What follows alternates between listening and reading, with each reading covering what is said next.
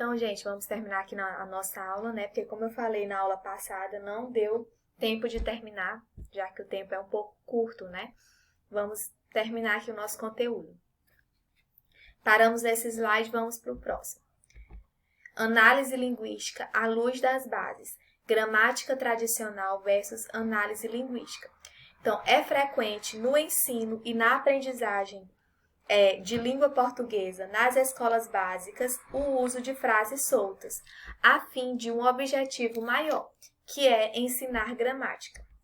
Apesar de um crescente estudo teórico-metodológico de cientistas em grandes centros universitários entre a década de 80 até os dias atuais, tematizando a ineficiência ao se prezar nas aulas de português pelo foco na imanência da língua e não no texto, é perceptível, tanto à luz dos materiais didáticos universalizantes, quanto na prática docente, que o ensino da língua portuguesa centra-se ainda na gramática tradicional, certo?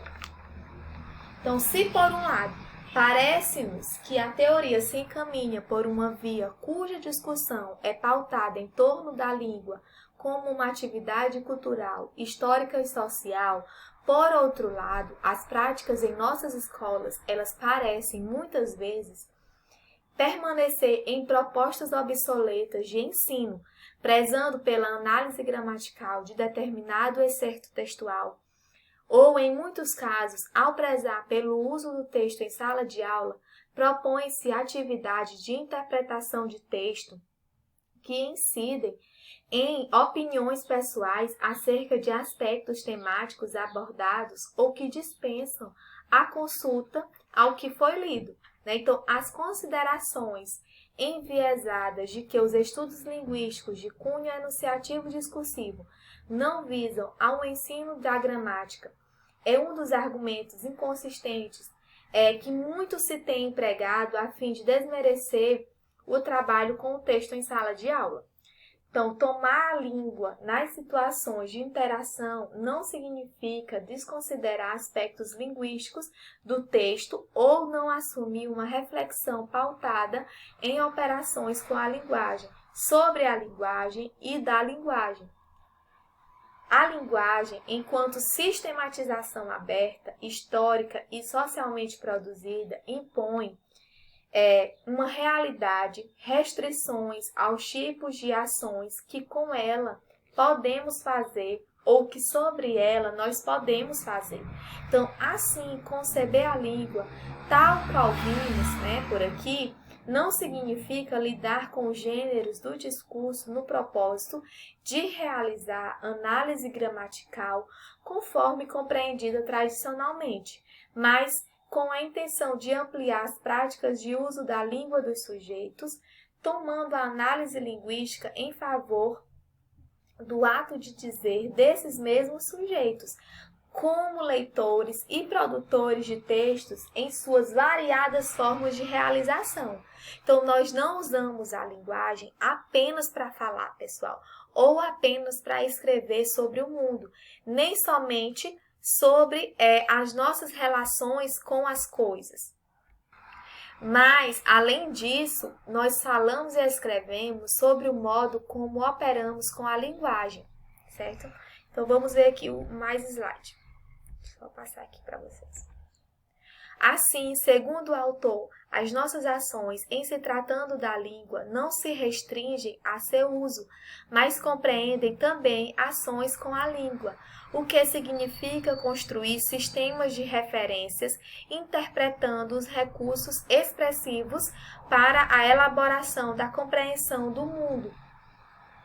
Então, a ação docente, em se tratando do ensino e da aprendizagem de língua portuguesa, ela torna-se mais efetiva na medida em que a análise linguística versa não somente sobre aspectos puramente linguísticos e metalinguísticos, mas também sobre questões sociais, culturais e ideológicas que envolvem o ato de dizer, ok?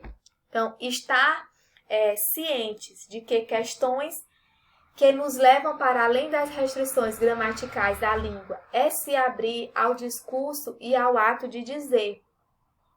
é compreender que a língua ela está em diferentes esferas da atividade humana e opera de diferentes modos, instituindo relações entre diferentes sujeitos. Compreender esses fatores é um caminho para que nós e nossos alunos circulemos e, sobretudo, imerjamos, né, nessas diversas esferas, dominando, assim, esses modos de dizer e ou compreendendo axiologicamente por que se diz, o que se diz e para quem se diz, e também como se diz. Como está aí no slide para vocês, podemos perceber que na perspectiva enunciativo-discursiva, falar não é apenas utilizar um código num vazio, mas moldar nosso dizer às formas de um gênero no interior de uma atividade. Então, a análise linguística sob essa perspectiva corrobora para que consigamos, em nossa prática docente, dar conta de questões mais sociológicas que até então nenhuma teoria linguística havia abordado de modo tão atento e efetivo. Então, operar reflexivamente com a linguagem exige que tenhamos atenção especial ao texto, certo?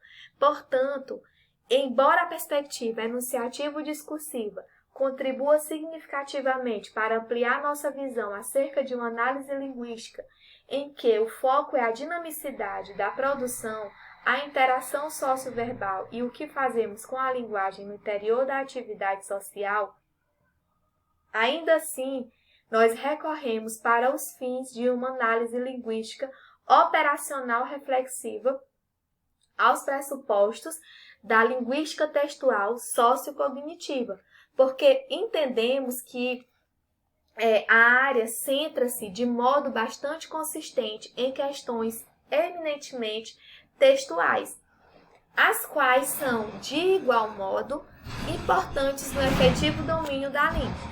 Então, vamos aqui para o slide.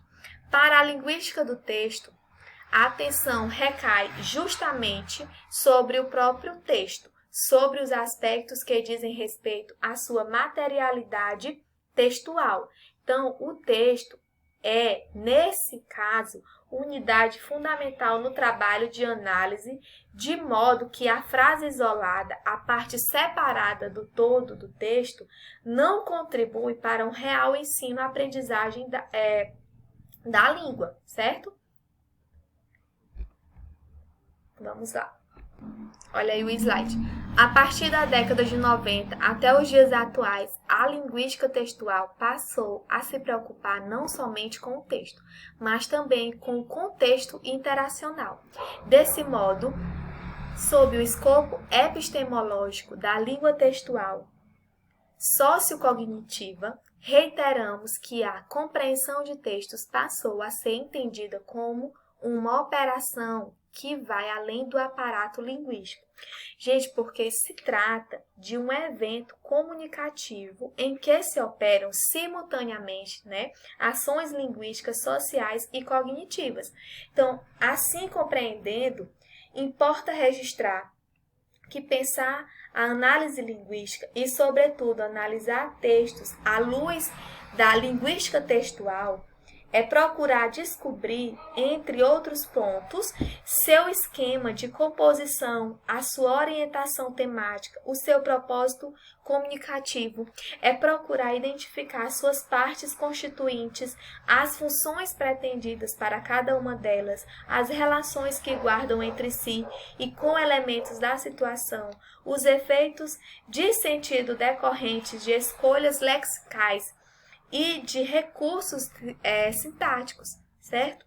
É procurar também descobrir o conjunto de suas regularidades, daquilo que costuma ocorrer na sua produção e circulação, apesar da imensa diversidade de gêneros, propósitos, formatos, suportes em que eles podem acontecer, ok? Vamos para o próximo slide. Uma análise linguística operacional reflexiva sob esse escopo tem, portanto, o papel de contribuir para que o professor, em sua elaboração didática, saiba operar com aspectos globais do texto, aspectos de sua construção e aspectos léxicos gramaticais. Compreender o todo de um texto, analisá-lo de acordo com as necessidades e intenções de cada momento da prática docente, faz-se necessário para que haja reflexão do processo de leitura e escrita e, sobretudo, compreensão do todo que compõe o texto. Então, assim, a linguística textual, com seus estudos sobre textualidade, ela compreende tanto configurações linguísticas em que há critérios de coesão e coerência, quanto situações comunicativas, denominados também conhecimentos de mundo, o que implica critérios de aceitabilidade, informatividade, situacionalidade, intertextualidade e intencionalidade. Então, cientes desse aspecto, nós compreendemos a partir da leitura textual, né, da interpretação textual, que produzir e entender textos não é uma simples atividade de codificação e decodificação, mas um complexo processo de produção de sentido mediante atividades inferenciais. Então, ao trabalhar com o texto, nós devemos tratá-lo como uma realidade e não uma virtualidade, o que faz com que nós, estudiosos da linguagem e professores de língua portuguesa, atentemo-nos para uma análise linguística operacional reflexiva e não meramente a análise gramatical, em que o texto ele se torna apenas um acessório ou apenas um pretexto. Dessa forma, pessoal, a análise linguística, sob um olhar operacional reflexivo, busca desenvolver a capacidade comunicativa interativa e de compreensão dos sujeitos, contribuindo para a leitura e a produção de textos nos diversos gêneros do discurso. Vamos aí para o slide. Assim, uma análise de tal modo exige um deslocamento das funções de ensino e de aprendizagem da língua portuguesa, pois ensinar a língua vai além de uma abordagem metalinguística, justamente porque a língua não se constitui apenas de sistema. Com ela, nós podemos interagir uns com os outros socialmente, certo? Olha aí. Analisar textos se refere ao conhecimento sobre a língua, o que pode servir para outros propósitos, como o domínio de certos recursos expressivos que não fazem parte daqueles já usados pelos alunos. Isso a fim de que possam se tornar leitores proficientes. Consequentemente, também produtores de textos enunciados, uma vez que o trabalho com a leitura e a produção textual está imbricado, em boa medida, estando a análise linguística no interior de e a partir dessas práticas, certo? Vamos ver aqui o slide. Ai, Deus. Acerca do que se discutiu entre o que significa uma análise gramatical da língua, tendo por base a gramática tradicional e uma análise linguística na escola, percebe-se que não é objetivo das aulas de língua portuguesa tornar o aluno um analista da língua, mas leitor e produtor de textos enunciados, situados cultural e historicamente nessa língua de modo proficiente. Então, para isso, o trabalho com os gêneros do discurso na articulação dos usos primários e aos usos secundários precisa, gente, orientar a prática docente a fim de que as especificidades das diferentes configurações textuais sejam abordadas, contribuindo para que o aluno, quando em contato com esses gêneros, para além da sala de aula, possa compreender os sentidos do texto enunciado, agenciando, para este fim, conhecimentos cognitivos e discursivos. Para finalizar, e como está no slide, nós precisamos contemplar em nossa prática docente atividades de leitura de textos enunciados apresentados em seu suporte e não de maneira fragmentada, visto que, para uma exitosa compreensão textual, é necessário um texto coeso e coerente, não constituído de frases soltas e ideias isoladas, mas de um tramado muito bem desenvolvido e articulado à situação de interação, que incitem a mobilização desses conhecimentos pelos alunos.